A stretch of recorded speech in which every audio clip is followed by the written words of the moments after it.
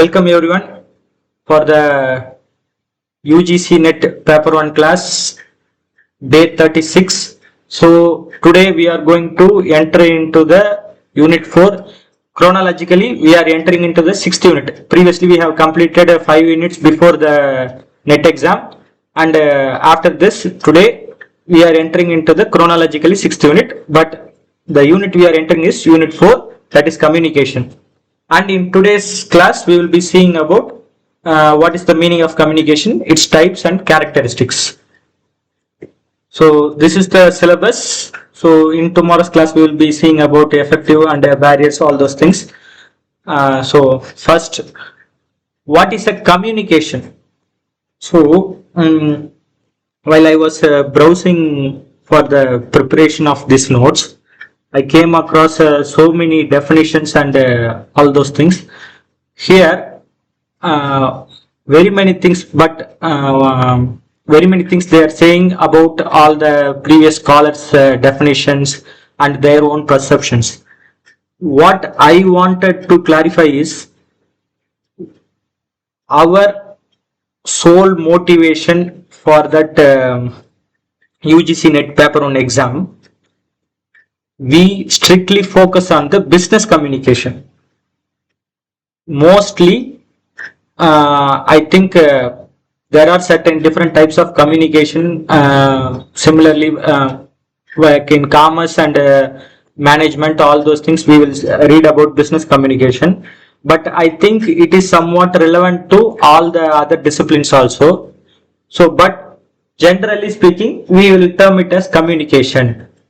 So here, the communication we are going to see, or the main things we are seeing, is common to all such types of communication, or the subjects, management communication or business communication, so government communication, whatever communication. Here we are going to see about the basic level of what is communication.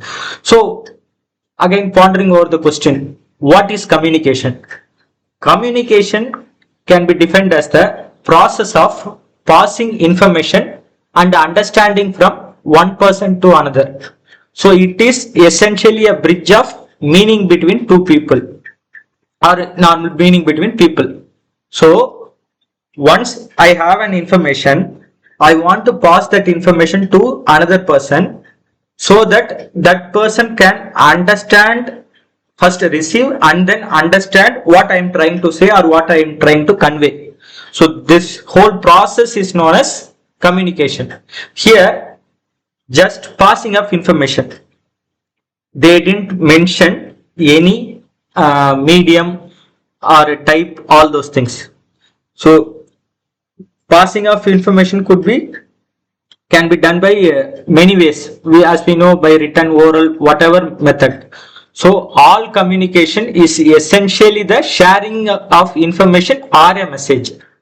So it is our most important in our social activities, because once we don't communicate with others, we become an ideal person or isolated person where we don't belong to the society. So in order to feel relevant and stay with the society, we need a proper communication from time to time, from person to person.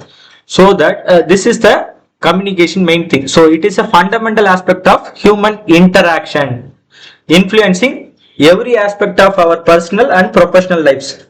So it, like we know, whatever things we get feedback by our own teaching or sayings or even dressing, the way it covers almost everything. So the communication influences all the aspects of our both personal and professional lives. So it is a basic aspect of our human interaction. So effective communication is essential for building relationships, conveying information, sharing ideas and achieving common goals. So whenever we go for an interview, any kind of interview for any degree, we are asked to show or present our communication skills efficiently. Why? Because all the persons, I don't know, right now I get an example, but I don't know how you guys will feel. See, there is a film called Julai in Telugu. So Allu Arjun is the hero in that movie. I hope everyone knows Allu Arjun. So in that movie, nearby climax, there will be one scene where hero saves his own sister from the villain. So at that time, the side character will ask, how did the hero found out the location, exact location of the hero's sister? So what they will do, he will say something about how he found out, but the main thing, one dialogue he will say, that is, anyone can answer in the class, but whoever writes in the exam will be the topper. So I hope you get my point. So I am repeating the dialogue. Anyone can answer in the classroom, but the person or the student who writes in the exam can only be the topper. So we as an individual might know many information what we have on our own knowledge, but unless otherwise we don't expose or express our ideas to others through proper communication, we cannot be developed or acknowledged by others. So for that, once we share the relevant information or convey it in a perfect manner, we effectively build our own relationships. So, and we also develop in a personal and professional manner. So it is a dynamic process that involves encoding and decoding messages through various channels such as verbal, non-verbal, written or visual means. See here, while reading this point, we come across a word called encoding and decoding. But normally, these two words are associated with the our own numerical, where we coded the words, that is secret messages. So how come normal communications become encoded and decoded? There arises the such question. So here, the encoding means you might have some vision. You want to convey that vision to other people. So first common thing, you try to describe all those things by words. The best example is 12 blind men and an elephant. Each blind man touch a part of the elephant and think that that is the shape of the elephant. And based on their own words, they will express, for example, one blind man would hug the leg, so it is more like a tree trunk, he will say. And another man will hug the trunk of the elephant, so he will say it is a somewhat bigger snake.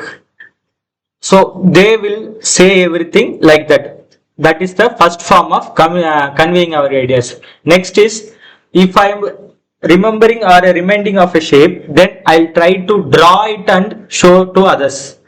And then now recent day with all the technologies, we might even use AI or animation softwares to properly design such shape. So here my idea is more of a electrical response in my brain. Now I am converting that idea or that electronic response into some other form by encoding that form. So once I am encoding, that change is known as encoding here, and the observance or acceptance of change to process the information could be called as decoding. So when I or else for simple again I'm repeating, so in my own ways, I am an aeronautical engineer, so we had a class where I think you might the airplane shape, no, the particular shape is called aerofoil. So there is no perfect shape for that aerofoil in our day-to-day life, but being a engineer or a manufacturer of an aeroplane, the person has to calculate the shape of the aerofoil by length, all those things. So what they did is they made a comparison or conversion like a theorem or something, where I have a circle in one plane. So this circle has certain characteristics, all those things. Now, when I am extrapolating or projecting this circle in another plane, that becomes aerofoil. So that's how, by if I want to change the aerofoil, I am changing the circle here. So that's how I am designing the aerofoil. That's the theorem when I was reading in my UG. So here we try to change or convey something so that we visualize everything. So now if I want to show you a shape of aerofoil, unless otherwise you haven't come across such a particular shape, you won't recognize what I am trying to say. So here, me being a sender can encode that message. Like I said, no, I can enter the numerical values of the circle and then change the aerofoil. But if you are the receiver, you don't have any idea of what is aerofoil, then you cannot receive that information and then appease that. So when I want to convey the shape, if I am well versed in drawing, then I can draw and show it to the other people. But I cannot do the same for a small child who doesn't understand the large scale drawings. So I have to simplify that drawing or choose some other medium for conveying that same information to the child. So this is the process of encoding and decoding in a normal communication. So it does not directly or literally mean that we have to encode or like coding and the secret messages. That is not like that. So this is known as communication. Next, elements of communication. So whenever there is a communication process is going on, all these elements must present, not should. It is a must. So here first there should be a sender who sends the or who makes the communication, who sends the message, and whatever communication, there should be some message in that. Now I am talking to you through my headband through online mode. So whatever information I am saying, that is the message here, and I am the sender. Now encoding. So since I am using electronic items, my voice is transmitted and converted into electronic electrowave signals, and then it is transmitted through the internet. So that is the encoding. My sound is converted into pronounceable or decodable waveforms. Now the media I am using here, this media, particular media could be called as internet, speakers, mics, all those things. It could be anything. So that is the media I am using. If not, so if I want, instead of Google Meet, if I use WhatsApp call to speak to you or direct call, that is a different media. Although again, so I don't want to use any electronic items. I want to convey it through by mail only. So that is a written type or something like that. So the media I am using comprises of all the mediums which I am using to communicate or encode the message. Now decoding. In order to decode my message, you should or most probably you will use the same medium I am using it to send. So now using the same medium, you are decoding my information, or first the information is decoded. After decoding, that particular information is received by the receiver. Now you guys are the receiver. So and then feedback. So like I'm asking now whether you are receiving or anything. So that is the reaction or anything. Like one-way communication. You know why there is a communication pattern in military and police people, like whenever they speak of something in the walkie-talkie, in the end they will say over. So unless otherwise, when a person says over, the other party will think that they are still trying to relay some information. That's why they will hold.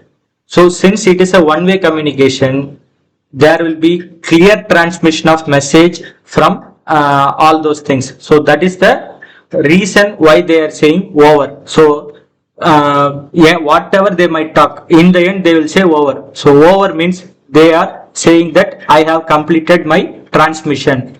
Now they will reply whatever reply they want to say, and then at the end they will also say that over, that is my transmission is complete. So this over, that word signifies the end of the message, not end of the communication. So that's how the feedback process works. But in real life, we don't have a normal such conversation. That's why whenever someone speaks, we tend to overlap with each other. We like say argue or something. In the end, we will lose whatever information each of us trying to convey with each other. So that's why the feedback process is must. Next is the noise. So noise is the, here, no matter where you are, whichever medium you use, there is a possibility of loss of some like depth of the amplification of the wavelength or audio which we are transmitting. So that is due to the noise. Right now I am using my headband, but in order to convey it properly, I am turning my ceiling fan into a minimum power so that the rotation of the ceiling fan doesn't disrupt our communication. Still, if I am increasing the pitch of my audio, you can hear the sound of the ceiling fan in the background. So that is the noise, that is unavoidable. We can reduce the noise, but we cannot completely omit the noise. That is very like I won't say impossible, but it is very hard. So these are the elements of communication. So no matter what kind of communication you are going to use, all these elements would present in that. So please note that these are the elements of communication. Now, process of communication. So see here the previous thing which we have discussed. So a sender is encoding something and the message is hidden in that, and even the encoding process is based on the channel also. So both channel and message is relayed, and then the person receiver needs to use the same channel and the message is decoded. After that, receiver is receiving the whatever message the sender was sending. So here after receiving, he sends a feedback and that particular feedback is received by the sender. So this is the main process. But here is the additional thing. See here the arrow marks. It shows the direction of the flow or the process. But see, what about noise? It disturbs the sender also. It disturbs the medium or channel also. It also disturbs the receiver. So it is unavoidable. Like I said, even though the sender might have sent accurately, but the receiver might not receive it properly, or else the sender itself sent some irrelevant message. In the midst, we can the network, if we are having a network issue right now, though you have a good quality of receiving setup, I may have a good quality of sending setup. Still, if the channel medium I am using is poor, then there is some noise appearing in the channel and disrupting the message. So that's why it is appearing in the three formats. So this is the total process of communication. So see here, it includes all the elements of communication: sender, encoding, message, decoding, receiver, channel, feedback, noise, everything. So I hope you understand. This is the process of communication. Next comes the types of communication. So types of communication can be categorized based on the, or divided based on the two factors. First is based on the person to whom it is addressed. So whether I am talking to my friend, or whether I am talking to my guide or supervisor, or some other person in the higher official, or whether I am talking to the unknown third person, whether I am talking to an elder or a children, all those things. So it is appearing here, but still we collectively compress into something. So it is based on the person to whom it is addressed. Next is based on the medium it is employed. So here, in based on the person it is addressed, it can be categorized as four types. First is intrapersonal communication. So what is intrapersonal communication? we are communicating with people from other thing. No, so we are how best to say, you know about interpersonal and intrapersonal, I think. So when we are communicating with other person, like unknown, I can say, just a minute.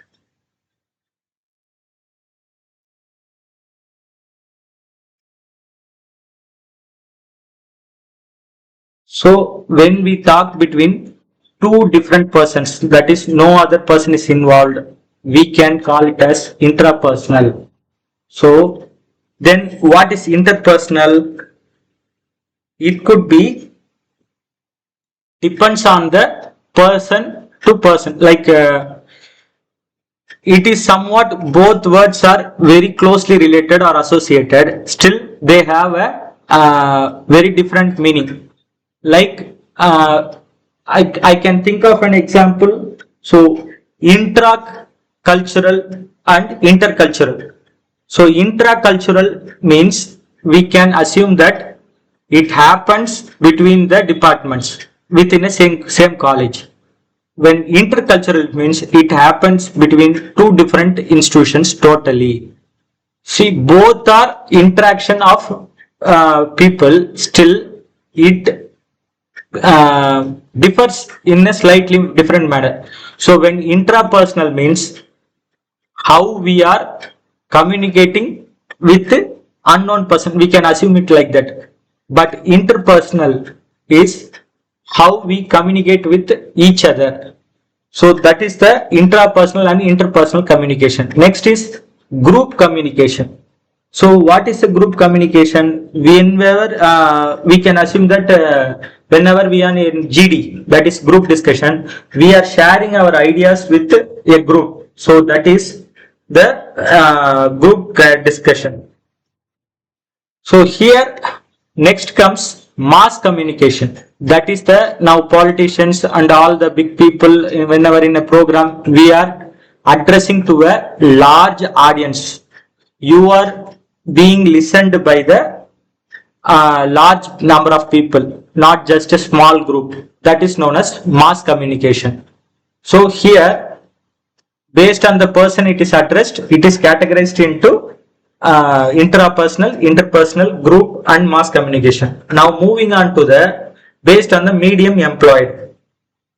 See here, to be honest, each one is integrated with the other thing. So even in my personal opinion, these could also be categorized into subcategories. Still, for keeping it simpler, we have placed it here. So first is verbal communication and then non-verbal, then formal and informal, then downward and upward, and then lateral and then diagonal. Next is grapevine. See here, verbal communication. If we use words in any format, that is either by writing or own speaking, that is verbal communication. So if we do not use any words, then all those things are non-verbal communications, like displaying a picture or showing some signs. All those things are non-verbal communication. Next is formal and informal. So formal communication is when we carry out in a proper manner with a proper criteria, a hierarchy would be there. So we will be addressing in a proper manner, respective manner with the proper polite words. When informal communication is, that is we when we have communication with our own friends casually or our neighbors, that all those things are informal communication. Next is downward upward. See here, this both things are both we can say it as longitudinal. So downward communication is in an organization or in anything, when the top management gives some instruction that is processed through the down management, that is known as downward communication. Now upward communication is, I have a query or I have a grievance, now I am complaining it to my top management. My complaint is being processed by step to the top management. That is, a worker is trying to communicate with the top management. That is upward communication. Next is lateral communication. Lateral communication is, similar to the informal communication, like we try to converse with the person of our equal status in an organization. We can say two colleagues, like students. So when a teacher shares the information to a student, that particular student conveys that information to his friend. Now between these two students or friends, it is known as lateral communication. Now diagonal communication, that is one person from a group is communicating with the lower management of another person in the group, another group. So that is the diagonal communication. You can understand from the word itself like how it is diagonally crossing. Now comes the grapevine communication. This is the most effective, I won't say still effective, still it is the most popular type of communication in any organization. So what is grapevine communication? It officially integrates all these things. So still, like I said, I don't want to further categorize and confuse you guys, so I have kept it in the single category itself. But grapevine communication is, it integrates all these things. It will have downward, it will have upward, and then it will have lateral, it will have diagonal, all those things. Also it will be formal, informal. So grapevine communication is the fastest way of communication to pass any information or idea within to a very large number of audience. So that's why grapevine communication is being employed in the organization. But still, it is a very dangerous also. Why? Because the best example for grapevine communication is any gossips or rumors, like vadandigal nama pesuvalla. So all those things comes under grapevine communication only. So whenever you hear a gossip, that matter or that information spreads very rapidly. So gossips come under grapevine communication only. That particular reason alone makes the grapevine communication into a very risky one. Still, it in a positive manner, it is the best way to cover or share the information to a very large audience in a very shorter time. So that's why grapevine communication still used in many organizations at some point of their own management. So that is grapevine communication. These are the types of communication. I hope you guys understood. Now moving on to the characteristics of communication. So these are the characteristics. First, it involves at least two persons. So whenever communication has to happen, it at least or minimally require two persons. Next, the message is essential. Without any message or information, no communication is possible. So it is very, very essential. Also, it could be written, oral or gestural. So written, you know, that is we are writing in a text or typing, whatever. Oral is we are speaking, and gestural is sign language. Next, it is a two-way process. When some persons, it is not like nowadays we are sending the signals to space, finding out aliens. No, that is not like that. We won't receive much signal. But normal communication is a two-way process. I am sending some signal and I am receiving a feedback.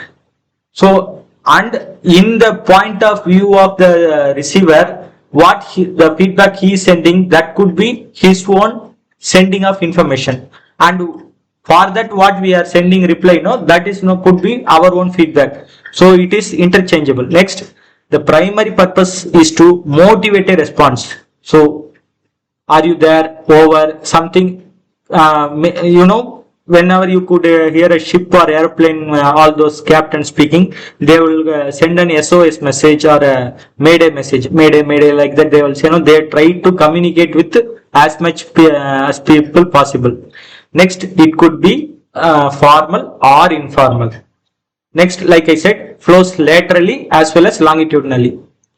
So last, it is an integral part of the process of exchange. So when I am trying to exchange something like exchange of information, there should be a communication happen. So it is an integral part of the process of exchange.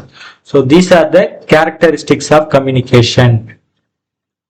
So that's all for today's class. Like I said, I try to keep minimum, so I don't want to complicate things. But when we go, even each thing could be explained for a few more times. So simply, I'm just spraying something.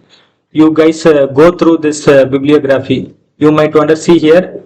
Previously, for large class also, I have kept bibliography very minimum. But here, for this shorter class, we have 2 slides that also in smaller fonts. So this many content I have reviewed. Most of the content have similar thing, just with different words.